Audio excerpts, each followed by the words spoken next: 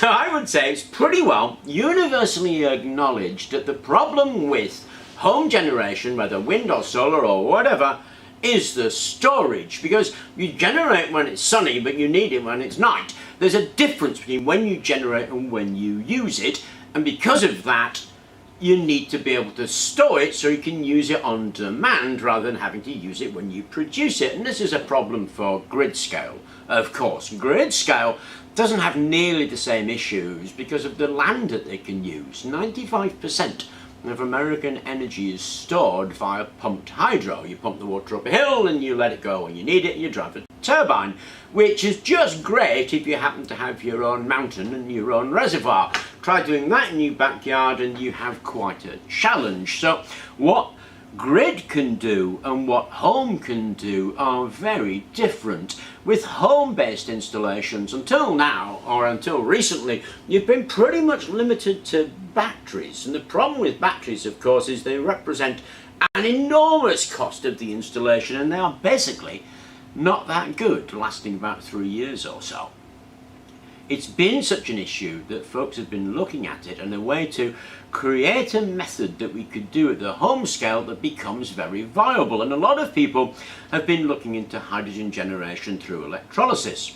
The idea is you use that electrical energy and you generate your hydrogen. You store your hydrogen and then you can burn it in a motor, so you've got it on demand. Of course, the problem with that really is, what do you do with the hydrogen? Because it's a very explosive gas.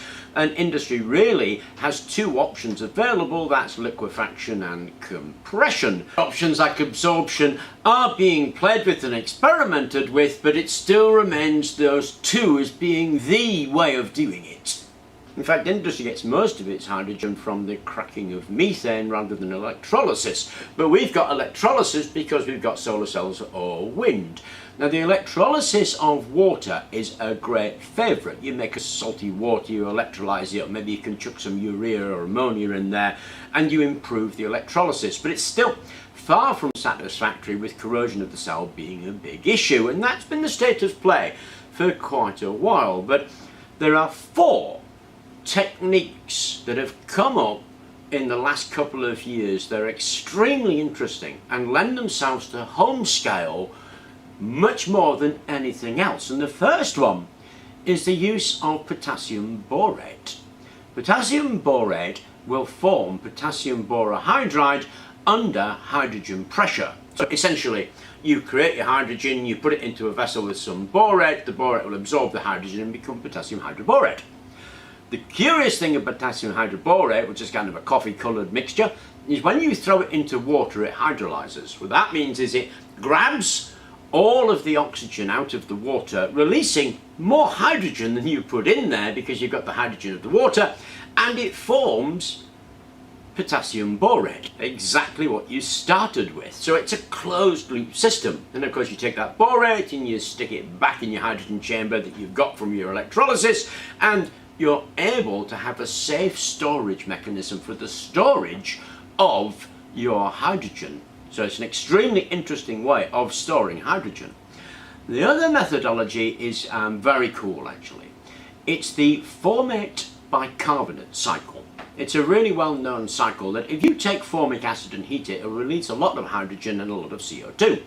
Now that's an awful lot of CO2 going to the atmosphere, but if it's an alkali metal formate, so like potassium formate for instance, and you heat that, then that will form potassium bicarbonate. If you use sodium formate, you'll form sodium bicarbonate, which is of course the stuff you put in cakes. And that reaction between the formate and the bicarbonate can be reversed really easily. In fact, they go either way. They go either way on a catalyst, and the catalyst is favoured is titanium dioxide at the moment actually, and nitrogen altered carbon surfaces will do exactly that. So you get a cycle between the two of them, and they are able to go one way or other dependent only on the pressure of hydrogen and the temperature. And we're not talking about massive temperatures, we're talking about 80 degrees centigrade. So you're able to do this by using the energy that you create through your solar to heat a bed, electrolyse your hydrogen, pump the hydrogen in there, and that formate bicarbonate cycle will be repeated around and around. Now, I love those two because it's a safe storage of hydrogen, but you're still relying on the electrolysis.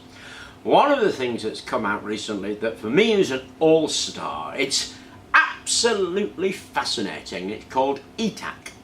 ETAC is a two-stage process because normally in electrolysis then you're producing the hydrogen and the oxygen at the same time. You apply a current to your anode and your cathode, you get hydrogen off of one and oxygen off the other. ETAC splits that up. It has one plate where the hydrogen is formed and another plate containing nickel hydroxide. When you electrolyse it, that nickel hydroxide changes to nickel oxyhydroxide and the hydrogen is given off and you can collect it and maybe use a storage system that we talked about.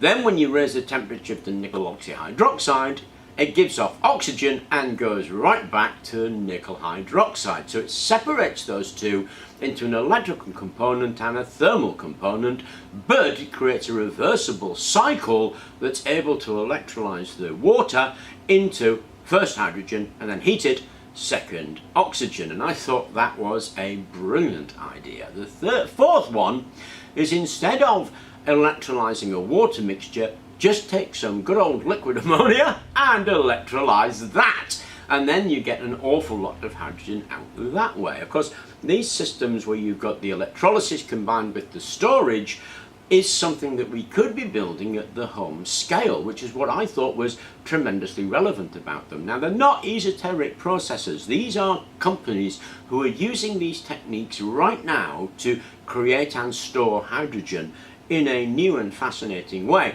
And that, of course, creates an energy store for us that we can store safely at home, release when we want to release it, and suddenly we are removed from the slavery of batteries. I was trying to think of another way of saying that, but I couldn't.